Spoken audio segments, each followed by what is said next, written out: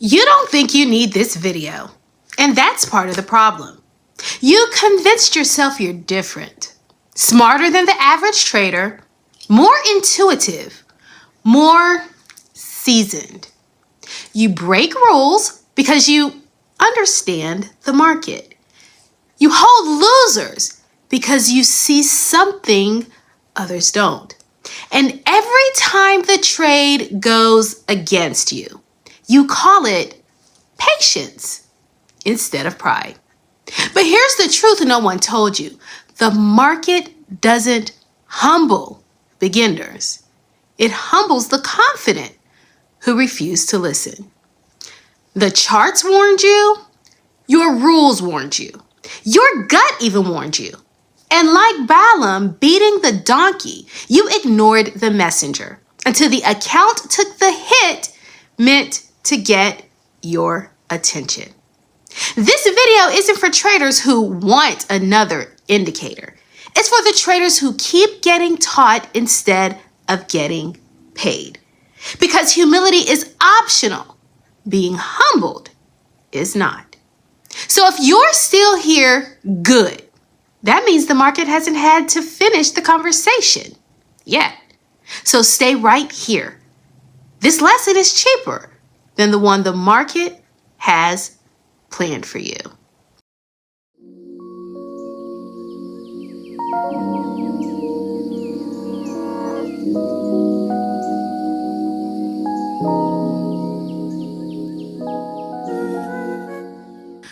For those who exalt themselves will be humbled, and those who humble themselves will be exalted. Luke 14:11. The story of the talking donkey is one of the most unexpected and humbling moments in Scripture, found in the book of Numbers 22, to be exact. Balaam is not a fool, not an outsider, not a beginner. He is a prophet, a respected spiritual authority. Someone who believes he understands how God works. And that's exactly what makes the story so piercing. The man who speaks for God is completely blind to what God is doing right in front of him. Meanwhile, the donkey, an animal with no status, no title, no reputation, sees the danger clearly and responds with instinctive obedience. As Balaam rides, an angel of the Lord blocks the path with a drawn sword. The donkey sees it and veers off the road, presses against a wall, then finally collapses under Balaam. Each time the donkey's behavior looks like stubbornness or failure to Balaam. Each time it's actually protection. Balaam's response, however, is violence. He beats the donkey for not cooperating with his plan. That detail matters. When pride is in control, even protection feels like opposition. Then comes the moment that makes this story unforgettable. The donkey speaks, not with poetry or prophecy, but with reason, with clarity, with a simple question that cuts deeper than any sermon.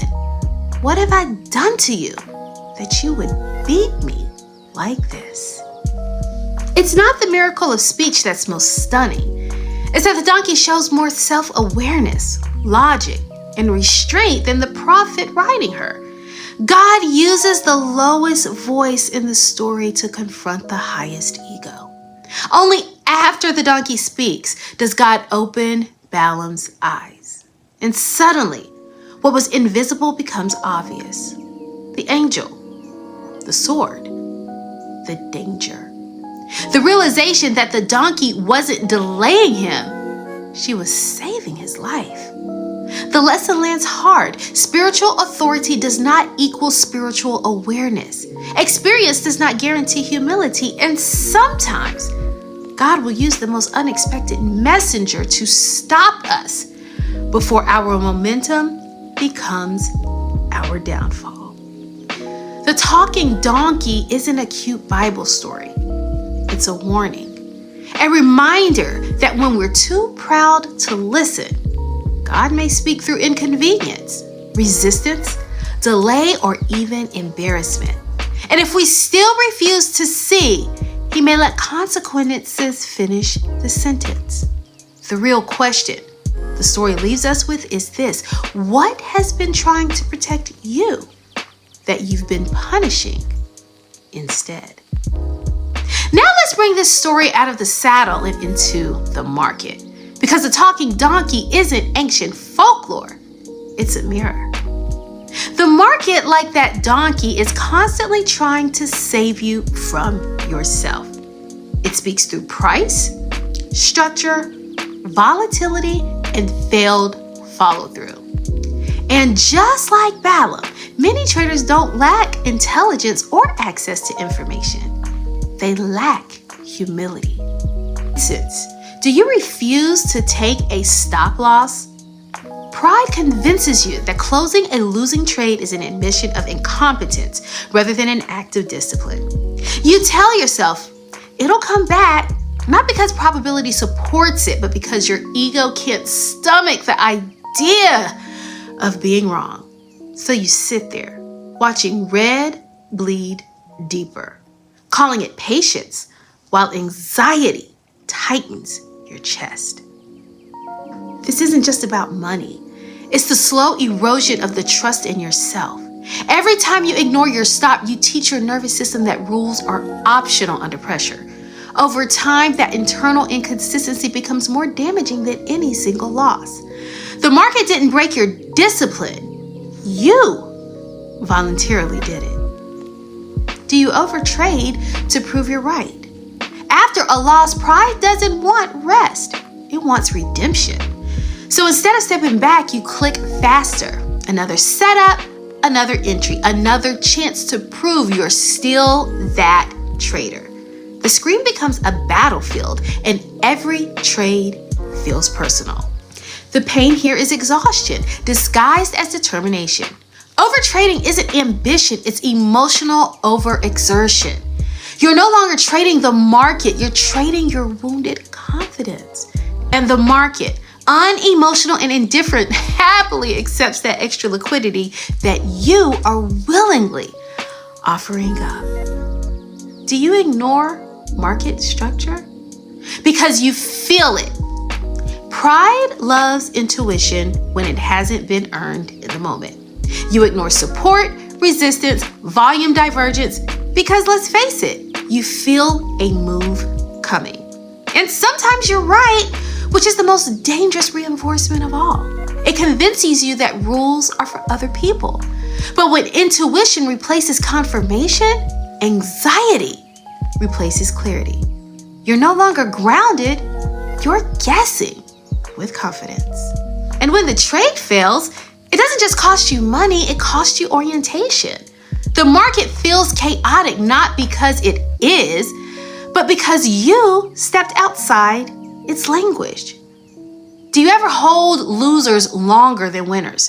Pride whispers that winners should be protected and losers should be worked through.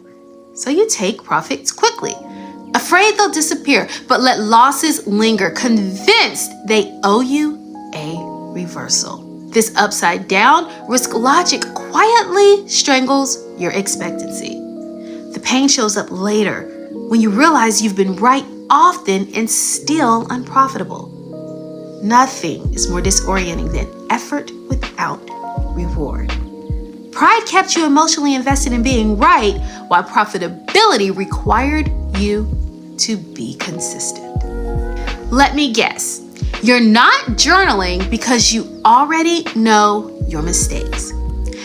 Pride says reflection is unnecessary because awareness already exists.